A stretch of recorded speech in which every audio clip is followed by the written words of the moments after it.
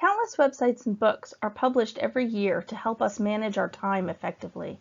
The 13 strategies that we'll talk about today are fundamental to having a good time management. They don't require a lot of extra work on your part, and they're proven to be successful. I'll be interested to hear which strategies you're already using and which ones you'll be trying out in the future.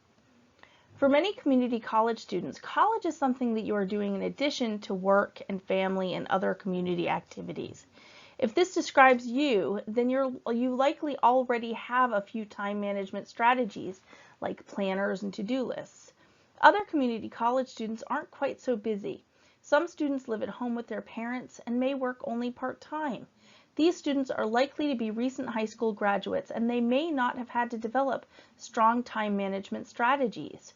If this describes you, then now is the time to experiment with these strategies so you can develop a system that works for you before you have more responsibilities and even more challenging classes. The number one tool in the Successful Time Manager's Toolkit is to use a planner. Any kind of planner will do, but weekly planners are often the best choice for college students because you can see the entire week at one time. You can buy a weekly planner at Target, Walmart, dollar stores, Office Depot, the Durham Tech bookstore, etc.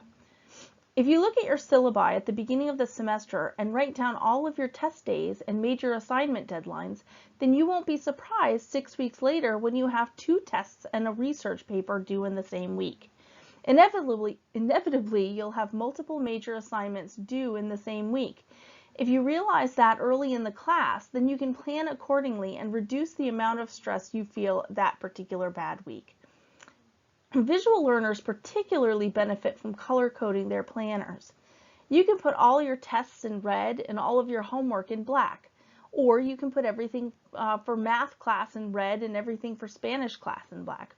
Or you can put all of your school activities and assignments in red and all of your family obligations in black.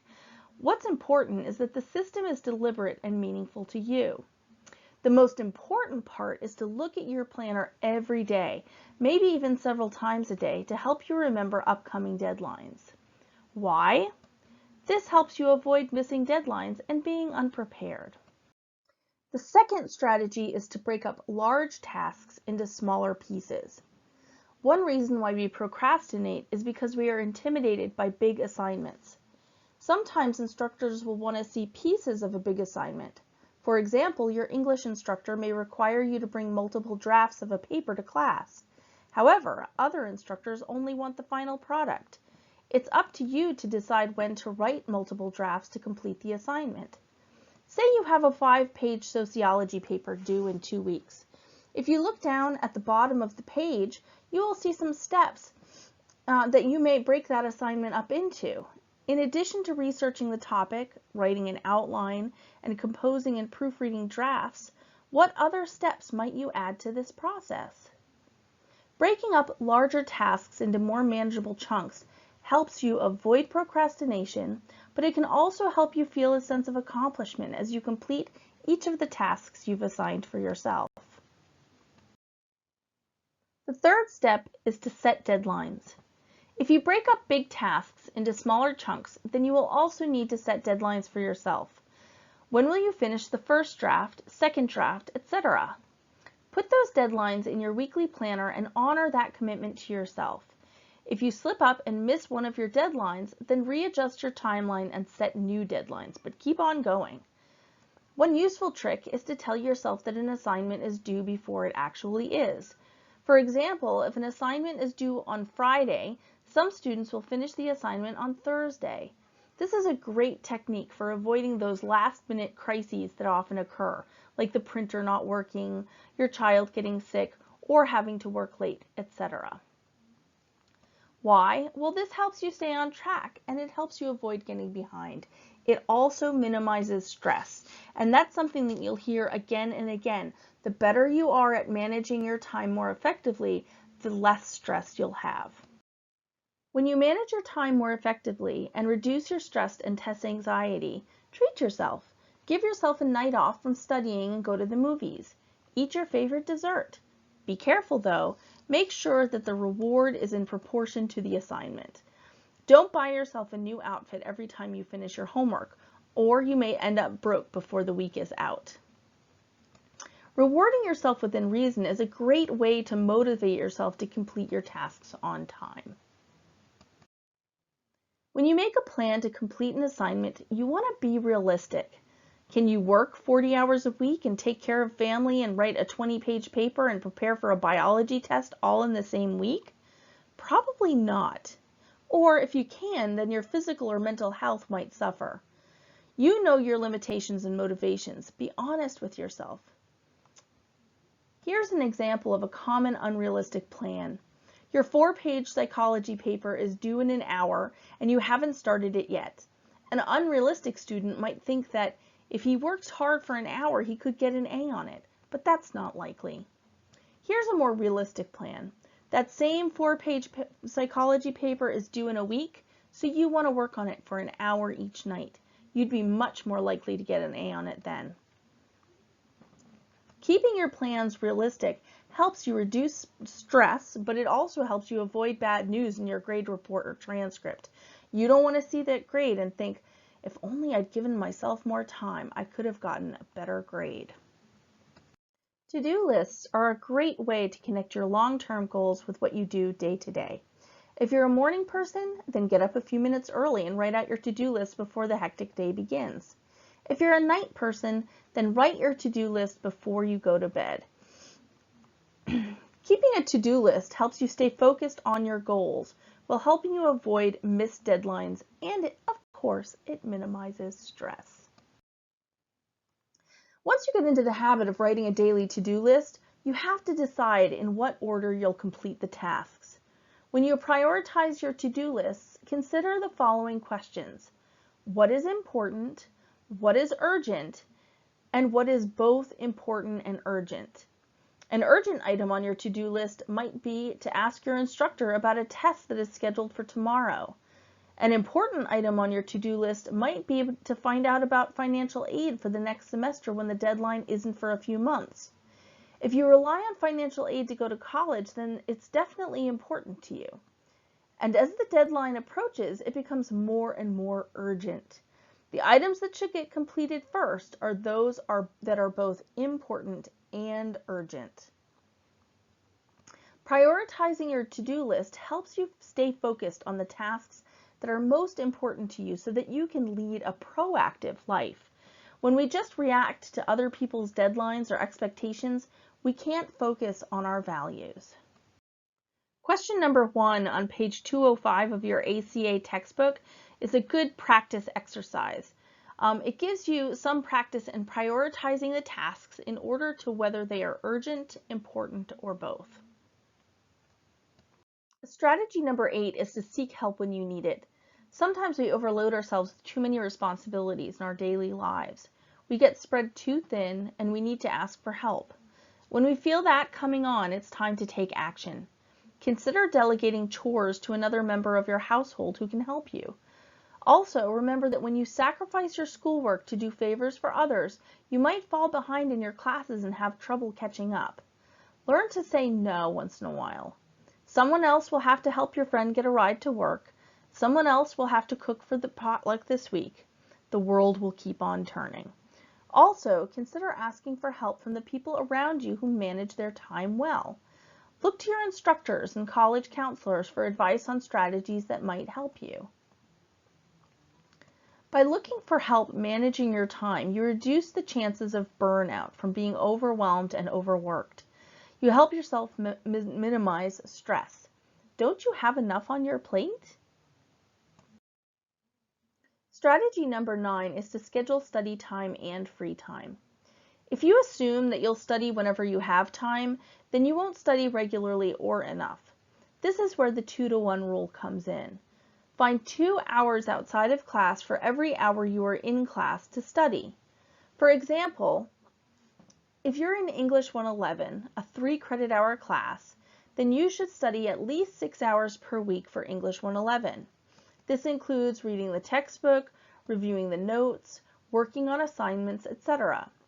Find regular times to study, for example, every Tuesday and Thursday between 1 and 3. then treat that time as seriously as you do going to work or going to class. Also make room in your schedule for downtime. Give yourself time to do whatever relaxes you. By scheduling study time and free time, you allow yourself to dedicate the time that you need in order to be successful in college. As many of these strategies do, it also helps you minimize stress. Take a minute to watch the high density fun video that I shared with you in our Sakai site.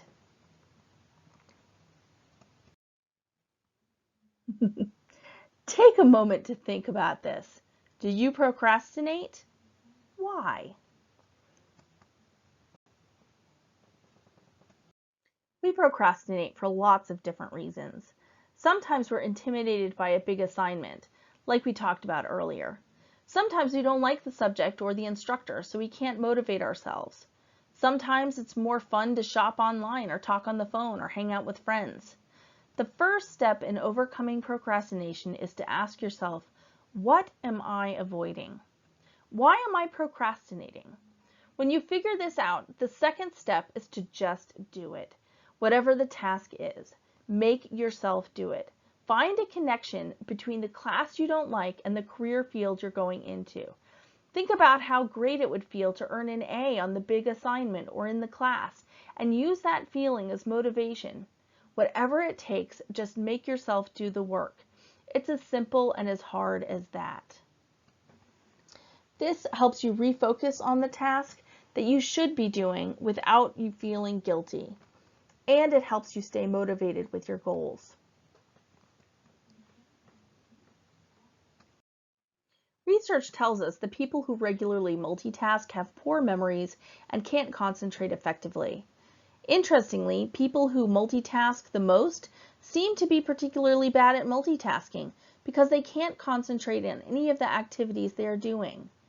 The good news is that if you have trained your brain to multitask, then you can train it to concentrate on only one thing at a time.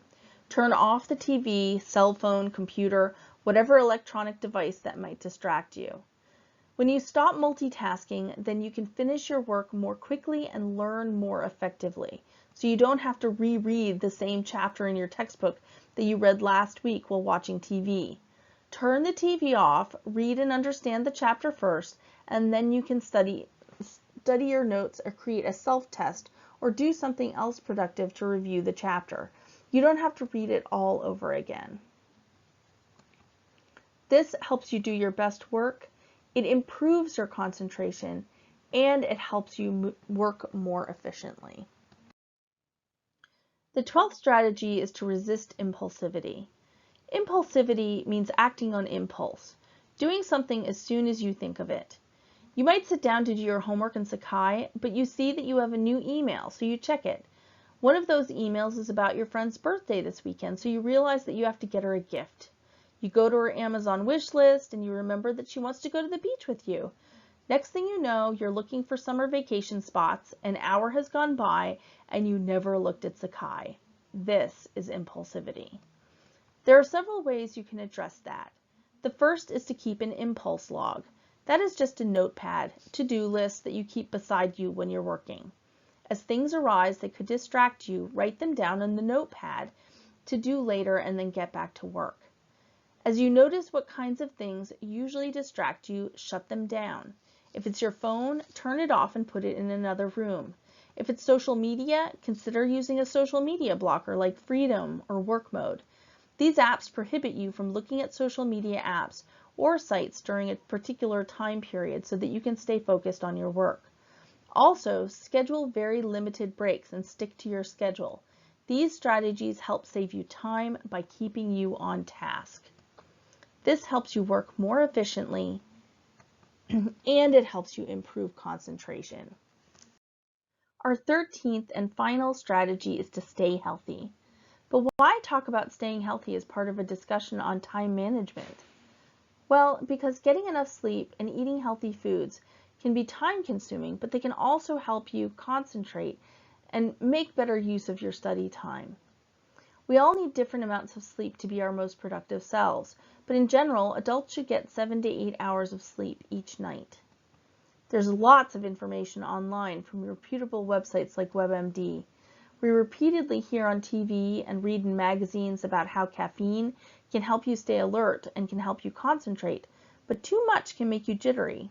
It's also true that to help our memories and concentration, we should eat fish, blueberries, nuts, and even chocolate. As you consider how much water you drink, are you drinking enough to stay hydrated? Exercise is good for our bodies, of course, but it can also help with concentration and stress relief. Even going for a short walk or playing in the yard with children can help to relieve stress. By keeping our bodies well rested, well fed, and active, we help ourselves work more efficiently, and of course, we reduce stress.